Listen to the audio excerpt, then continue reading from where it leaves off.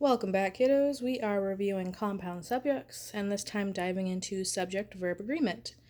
We have talked about this before, but depending on a subject-noun, a present tense verb can end differently.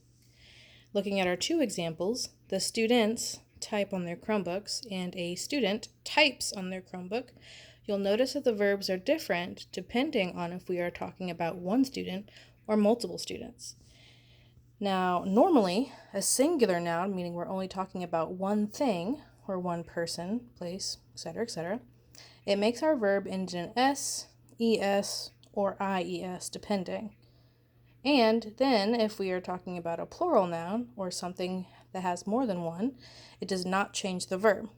I've said this in previous classes, the s needs to go somewhere.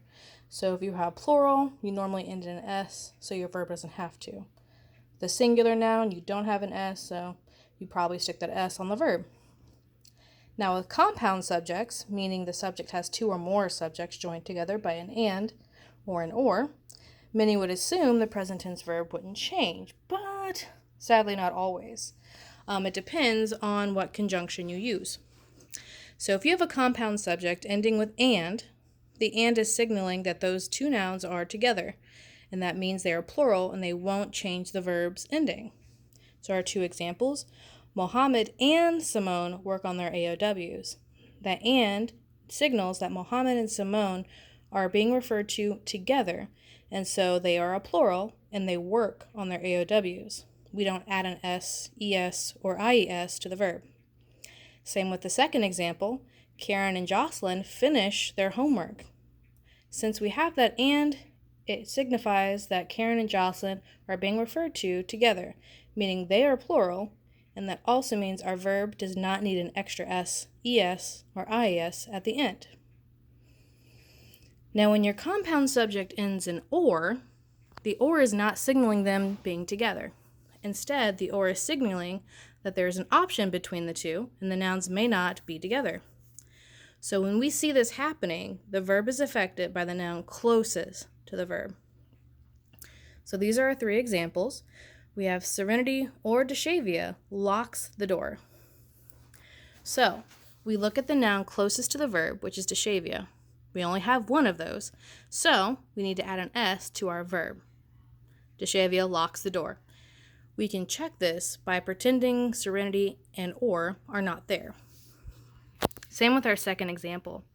Miss Burks or her students lock the door.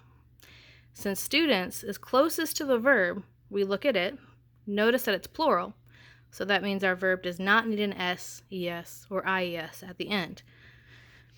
We can also check this by ignoring Miss Burks in the word or and just focusing on her students. Her students lock the door. Last but not least, we have the boy or girl cries when their mom leaves. Since we have that word or, we look at the noun closest at the verb. And since the girl is just one girl, our verb has to change. Our verb was cry, and we don't put an S at the end of cry. We have to change the Y to an I and add ES. So the boy or girl cries when their mom leaves.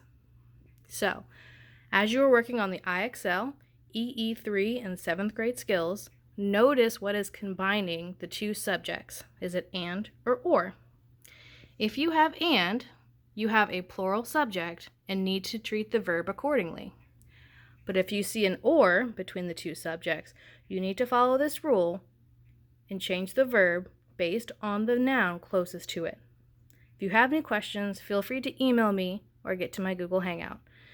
As promised, here's our little assistant. He is trying to guide you to look at our lovely board, which we worked so hard on. And he hopes to see you guys soon.